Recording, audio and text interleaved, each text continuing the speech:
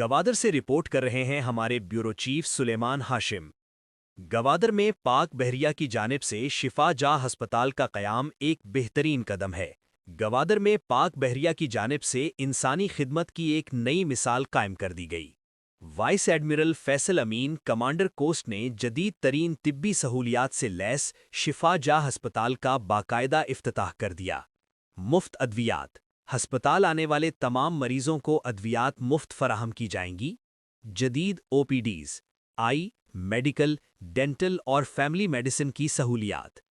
Emergency, minor operation theatre اور جلد کراچی سے خصوصی ایمبولینس کی فراہمی کا اعلان۔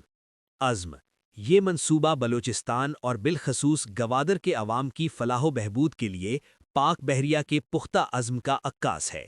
تقریب میں commander west commodore Tasawar Iqbal, D I G Imran Qureshi, D H O Yasir Habib اور ڈسٹرکٹ چیئرمین واجہ شہ مختار سمیت سول اور فوجی حکام نے شرکت کی۔ تازہ ترین خبروں اور تبصروں کے لیے voice of Makran YouTube channel, Facebook page اور واٹس ایپ چینل کو فالو اور سبسکرائب کیجیے۔